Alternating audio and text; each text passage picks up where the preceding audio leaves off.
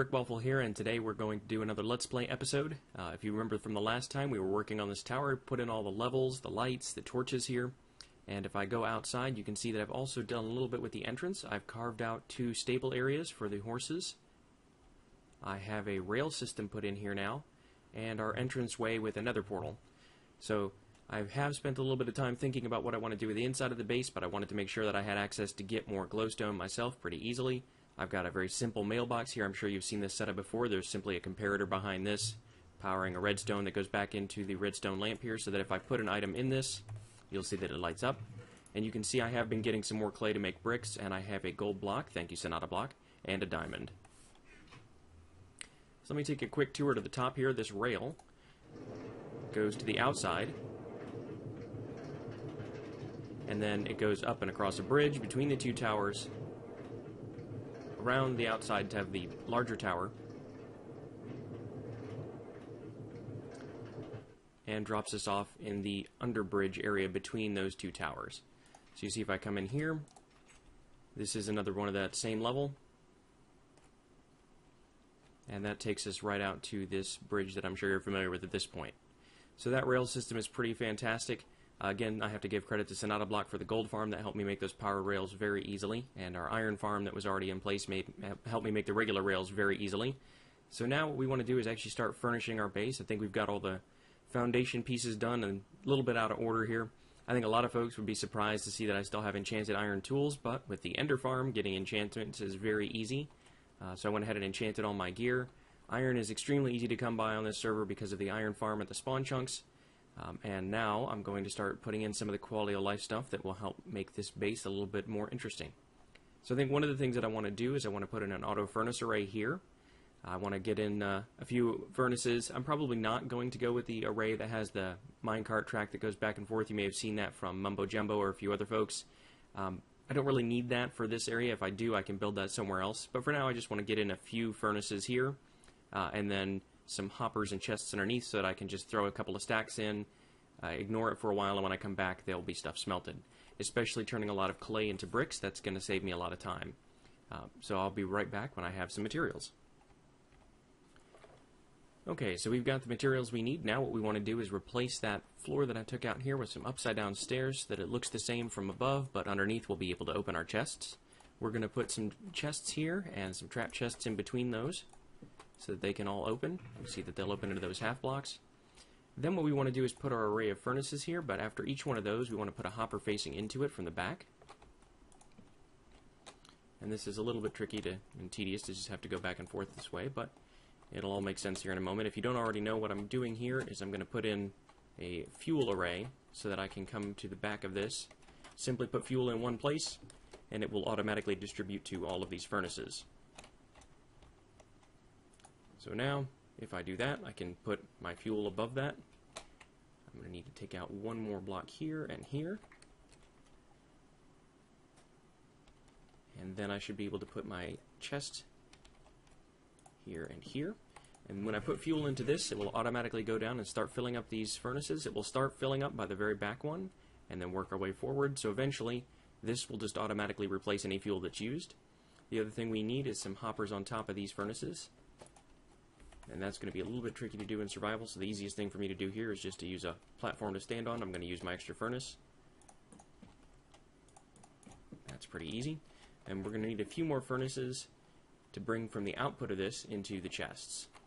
So let me go ahead and get some more hoppers, and I will be right back. Okay, so what we're going to want to do now is put in these chests, and put in a hopper facing to that. I'm going to take out this floor here briefly so I can get back here. And let's just put that back in a moment. So we'll need chest, hopper out of the furnace into the chest, and we'll just keep doing this a few more times. Hopper,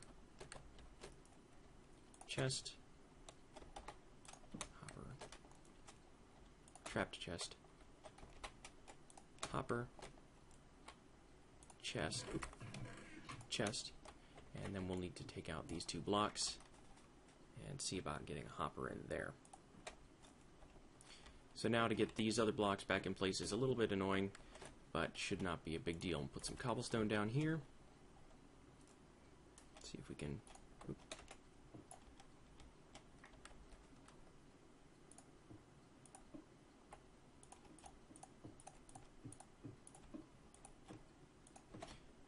And now we should have our auto furnace array.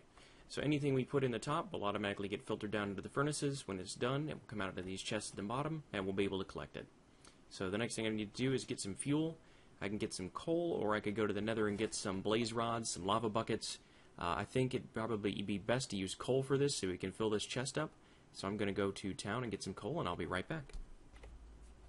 Alright, you can see that the coal is coming out of our fuel chest up here at the top. It's going into each of these furnaces. I went ahead and put a stack of coal into each one of these to start with so that we don't have to wait for this to distribute. But what will happen is this is going to fill up all those hoppers first. So it's going to have 4 slots times 5 hoppers. We're actually not going to have enough here already to fill it up. But that's all the coal I was really willing to get at this point. What we can do later is obviously keep adding to that. It'll keep going into the hopper array, and then it'll keep filling up these furnaces when it runs out. But for now, what I can do is I can throw some clay into each of these, and as I do, you'll see it automatically goes into the furnaces, starts cooking, and it will fill up down here when we're done.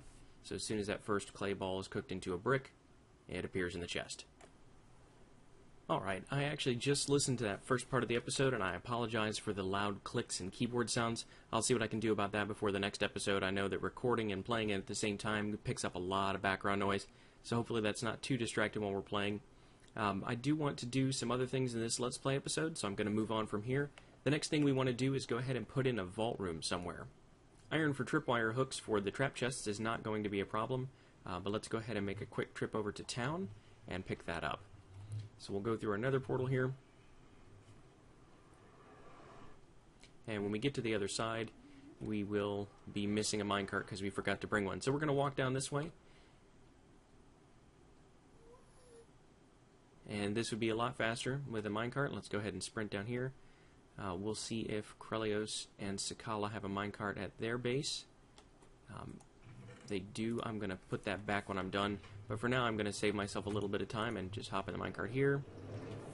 And I apologize for the loudness of the rails. Hopefully that's not too distracting. Okay, so here we are at Town Hall.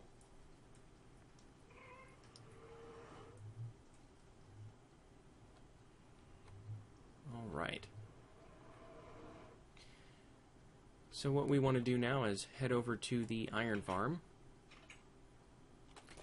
And that is northeast of town. So we're going to head out this way, and we want to pick up quite a bit more irons. Like I said, we have plenty for tripwire hooks and all that good stuff. Hey, look, a donkey. That's exciting. I don't have any saddles on me, though, or leads at the moment. Man, that's disappointing. We're going to ignore him for now. Maybe he'll be back when we come there later. It's always nice to be able to find a mount when you're out and about, especially if you want to breed mules or breed more donkeys. I have 1 donkey and 1 horse, so I can make all the mules I need, but being able to make more donkeys is kind of challenging. I think right now Krelios and I are the only 2 that have donkeys on the server, so if anybody else on the server sees this video before I get back to him, congratulations, there's a donkey near Town Hall. He's all yours. So the trip over to the iron farm is a little bit of a walk, but it's not too bad. At least it's daytime now, so that's fantastic. This can be a pretty dangerous run at night since this area is basically untouched. So what we want to do, like I said, we want to pick up some iron. We'll see what's going on at the server chunks, and we'll come back, start getting some wood for our chests as well. One of the things that is very interesting is the way that people organize their storage in Minecraft. I know that you see some folks that just have a couple of double chests and they dump everything in there, and then they have to spend a lot of time looking for what they have. If you noticed at the beginning of this video, if that made it into this cut, I'm honestly not sure at this point. That's what I have currently upstairs. It's not very convenient if you know, for example, you just want to go get some tripwire hooks or just want to get chests. You have to go and sort through and visually scan all your different items. So what I like to do is put double chests in that have a single item per double chest or a single type of item. So I have a categorization scheme that I've been using for a long time. Seems to work out pretty well. I'll put the link to that in the description. And I think I am way out from the spawn chunks. Alright, so here we are at the iron farm. We'll see that this is still full with all of our double chests. It's currently off. We ended up actually filling all of the double chests here. This is all filled with iron blocks. I'm just going to grab a few of these for now. That's the easiest way to take iron back to my base. And then we will go back. For those of you that haven't seen this before, there's an array of villages. This is Tango Tech's Iron Foundry design. And then there's another keep alive here so that if somebody goes to the nether, it will keep shooting items back into here, keep the spawn chunks loaded, and keep the villages from collapsing. Right now, though, that is all turned off because this is full. So if we ever run out of iron, which seems unlikely in the short term, given how much we have, we can turn it back on and keep producing again. Alright, here we are. So the next thing we have to do is get some wood. So I like some of these trees that are right here by the base. I don't want to chop those down just yet. I will replant everything. But because we're using MCMMO, we do have tree feller, which makes it very nice for cutting down large trees. Can't use that all the time. You can see how long that lasts, and I won't be able to use it again for several seconds here. You can see 233 seconds before I can do that. It's a nice little feature of that plugin. That pig very much startled me. It looked like a creeper face for a moment. So aside from the tree pigs, that does make this pretty quick for taking out trees.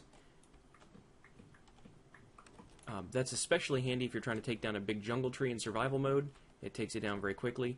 You'll see that these come out pretty quickly as well. It's another feature of MCMMO called Leaf Blower. It lets you clear out these blocks very quickly. However, it does put extra durability wear on your axe, so I don't like to do that very often. They will decay on their own anyway, so there's really no need to. But it does make it easy to get up to here if I wanted to come down from the top of this tree. Although with acacia trees, that's not as easy as it is with standard oak trees that are just a column or a pillar of wood. So we'll take out a few more of these just to make sure we get plenty of wood for our chests. We'll replant the area so that these grow back in place. I do like having some acacia trees in the savanna. I think it looks really nice. I don't want to ruin the aesthetic out here. Let's see how much we have. Half a stack of wood. We'll keep going until we have at least a stack. And yes, I know I'm cutting down some oak and some acacia, but I'm going to make it all in the chests anyway, so I don't think that really matters. And if we do need more oak in the future, obviously then we'll have more. You usually get more saplings. Hey, look at that, we got a skill up on our wood cutting. We usually have more saplings than we cut down, so that'll be easy to reforest this area. I don't want it to be too dense because it is supposed to be savanna, not a woods or a forest, so we don't want it to just be crazy. I think that'll be easy enough to put a couple of these up here. When we're done, we'll replant a few. We'll just keep the saplings for later.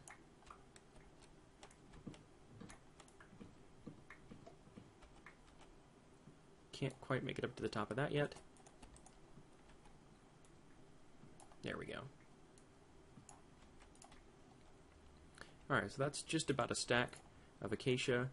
If you compare that with the oak wood, that should be plenty. So let's go ahead and plant a few of these trees. There's 10 oak saplings. Well, that's convenient. 10 oak saplings. And we'll put some oak around this pond. That might look nice. And there's a few more saplings. You can see that as we go over here, that's probably more than I really need. I want to put out some acacia as well. Kind of just throwing them wherever I happen to be. And this area is going to be where we're farming most of our wood, at least initially, till we get a tree farm set up. So I don't want it to be overly dense, but I do want enough that I can come back and get more acacia wood or oak wood whenever I need them. Alright, so that should be plenty for now. We'll go inside, we'll convert that all into chests. And I need to go back and put that minecart in that I borrowed from Carleos and Sakala, so I'll be right back with that and some chests. Alright, so you can see I've replaced the block that I used for this minecart with a crafting table. That can be a temporary thing, or we might just keep it there. It makes it easy to make things that we need. But for now, we're going to make sure we have enough space here for everything we want. So it's 1, 2, 3, 4, 5, 6, 7, 8, 9, 10, 11, 12, 13, 14, 15, 16. That's going to be a little tricky to get in 32 double chests. We may go with a slightly different scheme. But I will go ahead and take out all this stuff here. And what we want to do is make this actually be too deep. And we are going to want to take out that third block as well and replace that with some half slabs or stairs or some other block that chests can open into. And that shouldn't be too big of a deal. I think the lighting level should be fine by the other lights, the torches on the opposite hallway. But we'll see how that goes at the end, of course. We can always change that up. And I don't want to go right up to this brick pattern because there are some stairs here and that might expose the other side of that. I don't particularly care for that aesthetic. But we can put this all the way to the edge if we have to. I think I like that as well. I'm going to go cook one of these cobblestone into regular stone very briefly so I can put that back. And we'll go ahead ahead and do that. But in the short term, what we want to do is make sure this is at least 2 deep so we have room for those chests. And that'll have to include this as well. One thing that would be nice is to get a Silk Touch pickaxe so that I can actually start taking some of the stone out and leave it as stone.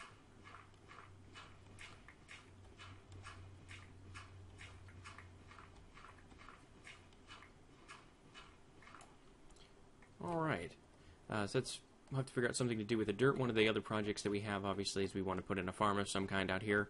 We've got plenty of steak right now, and there is the shop at Town Hall, Scala's Bakery, that helps as well. But for now, we're not too concerned about that. Speaking of food, I'll go ahead and eat this steak. That's done. Let's get that chest. Yeah, that was kind of a waste of 8 ticks of fuel. Probably should have cooked up a little more just to have it for later. But then the next thing we want to do is start alternating with our chests and trap chests so that we can stack them next to each other. So, chest, trap chest, chest, and we're going to keep doing this all the way down the line. Alright, so we've gone ahead and put in our double chests and our signs here. So we've got chests for armor and weapons, tools and tack, raw wood and wood products, raw stone, stone products, gems and metals, metal products, raw earth, earth products, potions enchanting, redstone and engineering, cloth and decoration, farming and food, fuel and lighting, nether and snow and ice, explosives and monster drops, plants and dyes, and we still have to have a miscellaneous chest in case we get something like records or other things that we don't just have a category for. And the way that these works is everything that after the slash is the lower chest, so in this case the top chest is plants, the lower chest is dyes, and I went ahead and moved the few things I had from upstairs into there.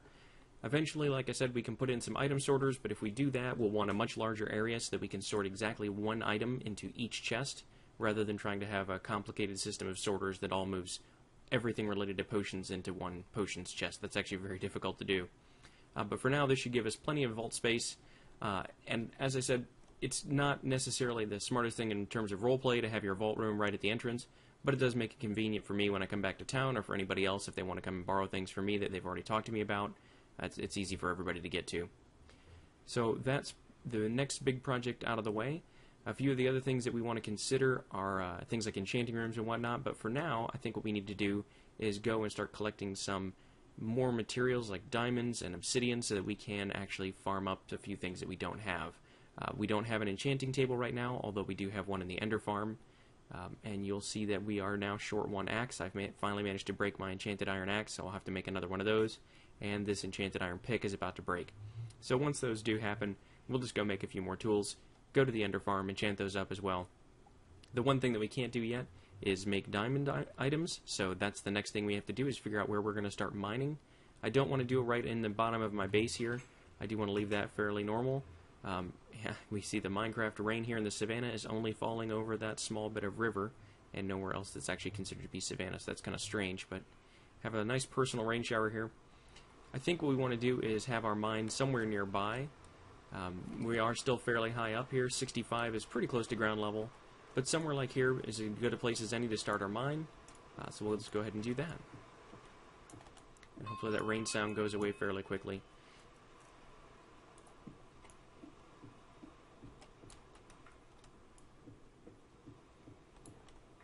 So one thing that I want to do with the mine is make sure that it's eventually too wide, and that will make it much easier for us to run rails down here later on if we want to run a rail down to our mining area. But for now, I'm just going to focus on carving it out. I am leaving quite a tall ceiling in here again, so if I put in stairs next to the rail, we're not going to be bumping our head at some point in the future. And I'm not going to make it very far before this pick breaks, I'm well aware of that. So we'll probably just go back here in a few minutes and see what we've got. And we're back at the Ender Farm. I've made myself a couple of iron tools to replace the things I broke earlier, so I'm just going to come down here and kill a bunch of Endermen. Hopefully this isn't too loud. Hopefully you can still hear me. And might actually go ahead and turn this down a little bit more. Turn that back down just to 1%. And this is a really easy way, obviously, to get Ender Pearls, but also to get experience so that I can enchant these tools. It's one of the reasons why I had enchanted iron tools and bothered putting level 30 enchants on everything before I actually had diamond gear. It seems like a really easy way to do that. You can see there's way more experience than I can actually collect based on the maximum XP per second rate that you are limited to in Minecraft, but that's 30 right now, so we'll go over here, Let's see what we get on the pickaxe first. Efficiency 4, but no unbreaking, so we know we'll be back here soon enough. And let's get the axe as well, as long as we're down here.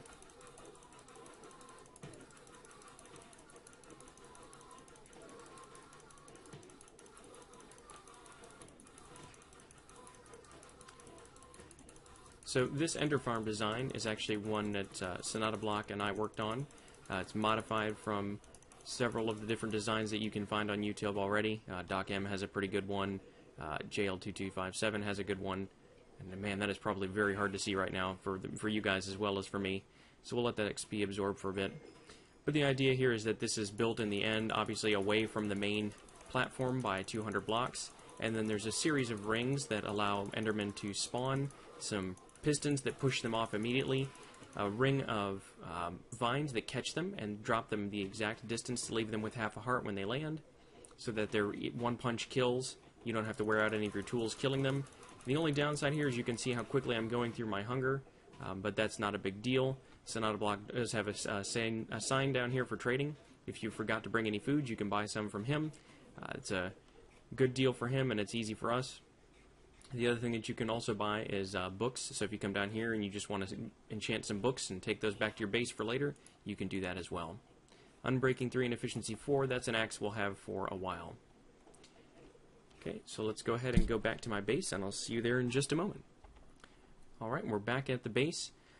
So like I said earlier, if you have any suggestions for things you'd like me to put in the tower, I would love to see those in the comments. I know I want to put in an enchanting room of my own. Yeah, I can use the end, and I probably will. But it's nice to have that library look. I think it's a nice touch for the base. It looks great. Potion Brewery. We do have the nice automatic one in Town Hall again, but it would be nice to have something here. Maybe you can put both of those on one floor. There just doesn't have to be functional. If you guys have an interesting idea for a decoration, and a circular room would make sense, please definitely let me know those in the comments. We're going to go ahead and wrap it up here for today. If you like this video, please do leave me a like. If you really liked it, leave a favorite. If you want to see more from me, please subscribe. I've been Brick Waffle. Thank you for watching.